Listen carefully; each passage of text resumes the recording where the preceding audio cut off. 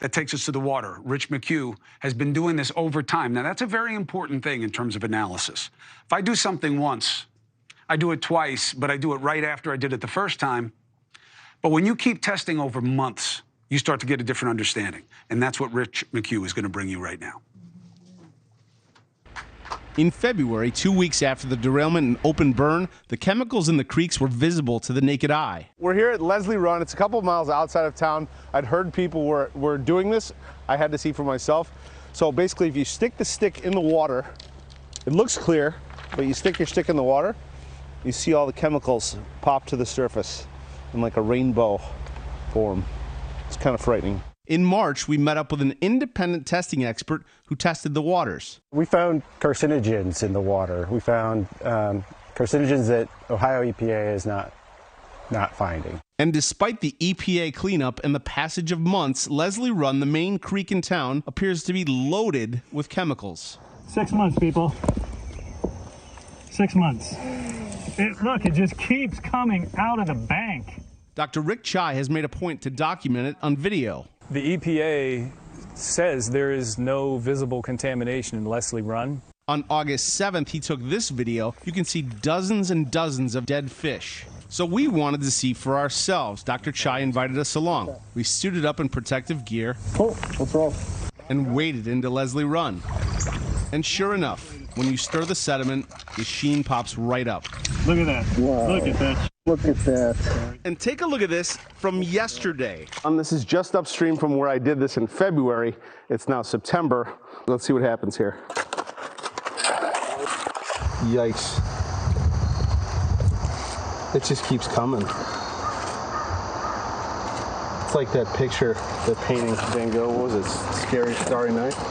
Dr. Tsai even bottled some of the water, had it tested at an EPA-certified lab. It showed elevated levels of isopropyl benzene and another harmful compound.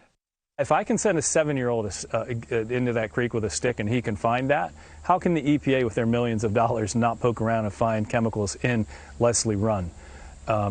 It astounds me and it angers me. We're being lied to, and I don't know why for sure. Now, Rick Tsai, thank you very much for being with us for here. Coming. And the pushback is,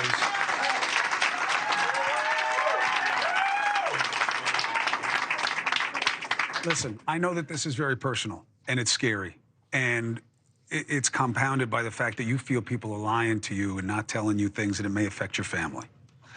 How do you reconcile that they're saying the water is safe here with what you see? So I've been filming in those creeks multiple times a week for 8 months now. My friend Randy DeHaven does as well.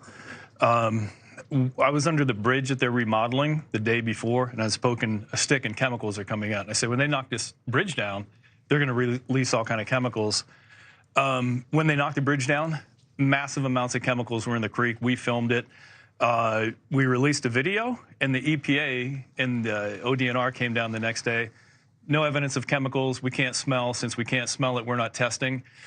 I was so furious, I stopped and got a newspaper with them quoted saying that there were no chemicals in the creek. Along with all these dead fish, we're walking through the creek with the newspaper filming all the chemicals.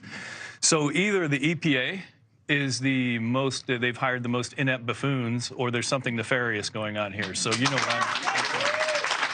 And Rick, has anybody given you any suggestion that, I don't know, the creek, or the crick, as you guys like to say, is not the drinking water, that's separate and that's still okay, or that goes through a treatment plant, so it's okay? Is there any explanation to change what seems so obvious? The EPA, I interviewed them in June, and they said, look, now the creeks don't go run and play in the creeks, but still, when we brought these issues up to them, they don't really give you the full picture of what's going on. I mean, his testing found isopropyl benzene, and they say we're still investigating. I mean, if he can go and get the testing done, you know, why can't they? And why can't they be transparent about it?